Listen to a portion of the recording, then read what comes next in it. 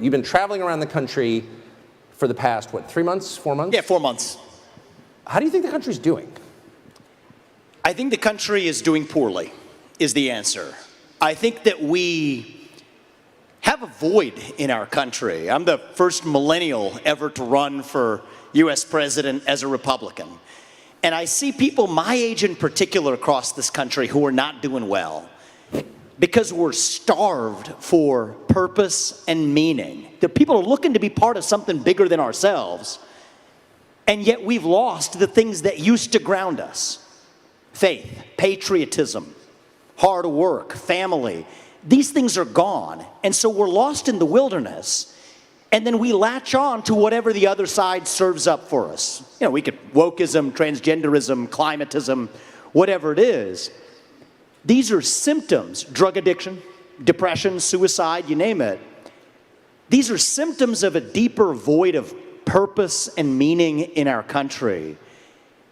But Tucker, I think the good news in that is I think our country's not doing well, but I think that this is also our opportunity as a movement to level up and fill that void, that vacuum, with our own vision. Individual, family, nation, God. When I talk to young people about this, they're more interested in that than they are in race, gender, sexuality, and climate. And so now we got to start running to something as Americans, and if we do, I'm confident that our country will be doing well again. And so if we start talking more about, hey, that's what we're running to. That's actually what we stand for. Yes, we are one nation. I'm a citizen of this nation, not some nebulous global citizen somewhere else. That it is one nation under God. Yes, it is a nation that is stronger when we ground ourselves in the unit of the family. Then I notice something happens, especially for younger people across the country, Tucker, is they're more open to that message than they thought, but they need someone to serve it up to them. And I think I'm the first non-politician, but I'm also a younger person in this race. I don't have a ton of experience running governments before. But I think in reaching younger people, that's something I feel called to do in this race, and it's why we're traveling college campuses across this country. And I am optimistic about what I see. Well, since you are a younger person and spend time with them, we saw yesterday that a group of reservists has been called up to Europe, apparently, to prepare for war with Russia. Of people in the age cohort who might plausibly be called up to do that, what's the response?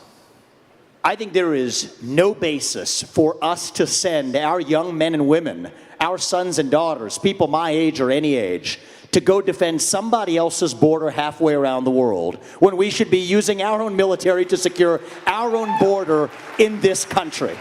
And I will not apologize for that. We have to put the interests of this country first.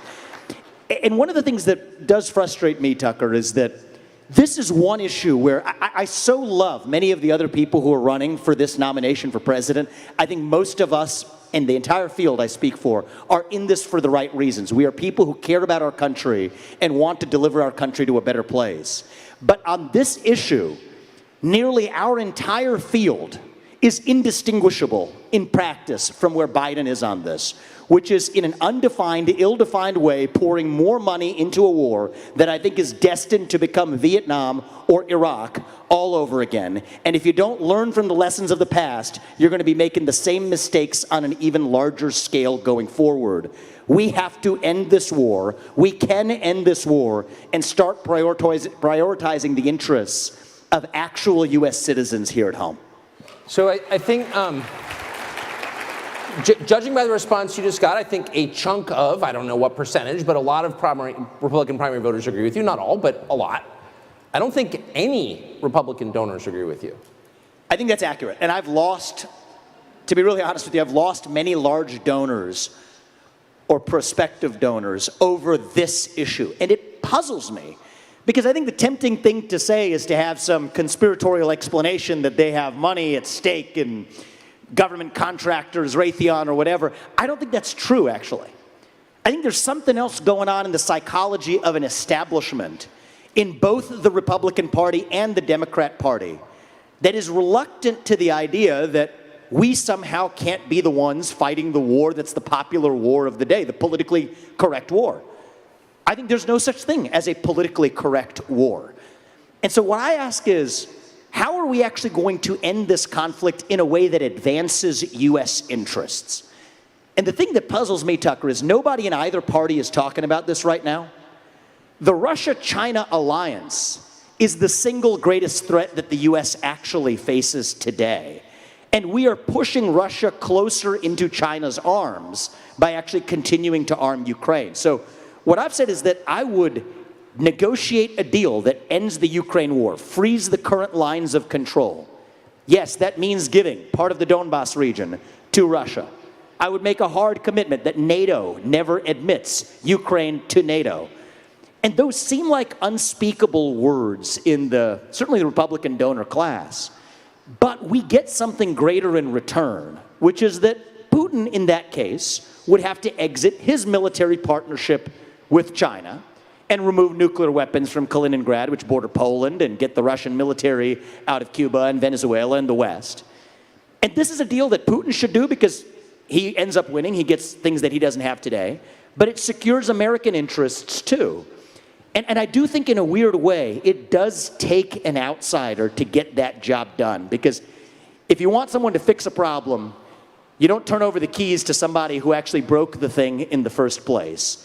If you want to fix it, maybe have somebody who didn't break it in the first place. And that's part of why I'm in this race as an outsider. Okay. Well, since you're getting radical now, let's go through a list of all the other things you're not allowed to say.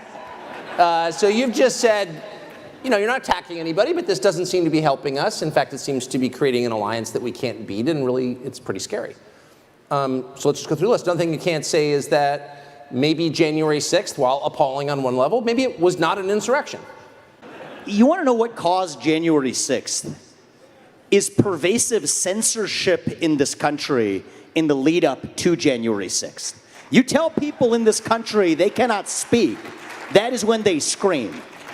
You tell people they cannot scream, that is when they tear things down. And so the reality is, we were told that you could not question where the virus came from when we all knew it came from a lab in Wuhan, which now they admit.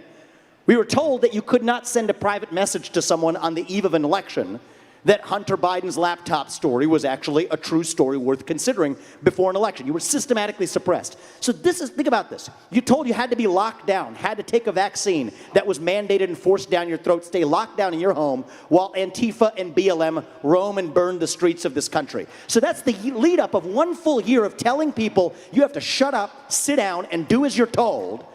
And then you tell them, okay, there's an election where you didn't get the information that you needed, such as the Hunter Biden laptop story being real and suppressed. That's what caused January 6th, is a cycle of censorship in this country. And until we look ourselves in the mirror and admit truth on that, we will not move forward as a country. And I think that's the real cause. And I'm sorry to say this, Tucker, but I think until we reckon with that reality, I worry that is the beginning of, it's a friendly parley compared to what's to come, unless we step up and speak truth, restore integrity, and actually lead us to who we are as a people, rather than sweeping the truth under the rug. How can you, just as a philosophical question, a lot of the people who are pushing censorship, in fact, I would say almost all of them, in both parties, particularly the Democratic Party, claim they're doing so in order to protect democracy. But how can you have a democracy with censorship? So you want to know the best measure of the health of a democracy? We're a constitutional republic, but I'll use lowercase d democracy as a fill-in, right? Couldn't resist. People always applaud at that. I love that. It's just the truth, though, right?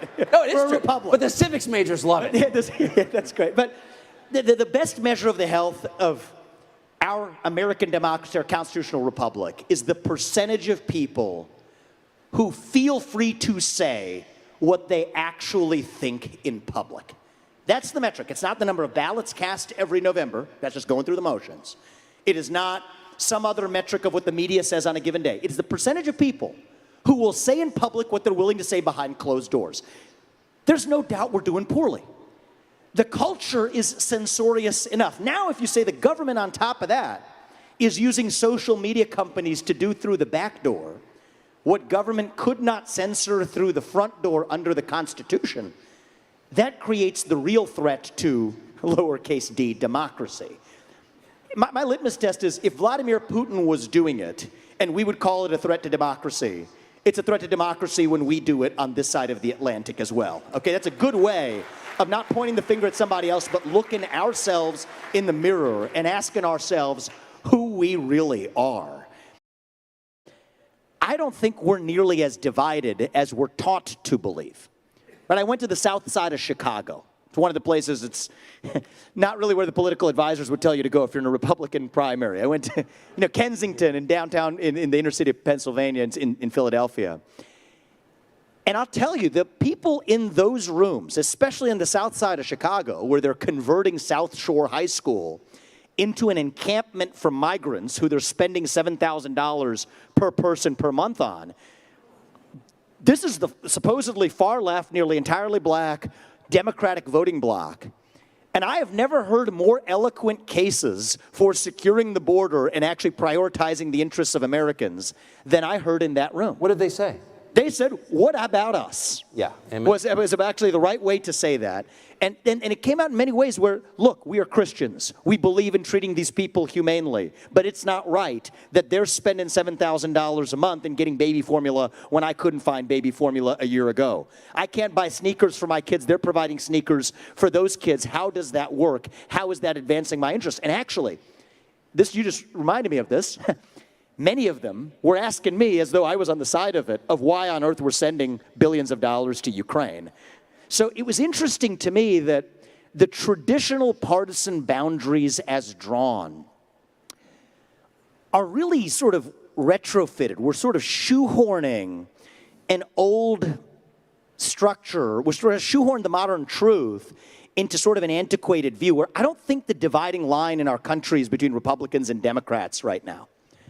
I think it is between those of us who are pro-American, who believe in the ideals of this country, who will not apologize for those ideals, who will stand up and sacrifice for those ideals, and those of us who are, and it exists in this country, I mean, the Vice President's a great embodiment of this, anti-American. Those who wish to apologize for a nation founded on our ideals. But if you divide it up that way, it is not 50-50 anymore. It's not even close.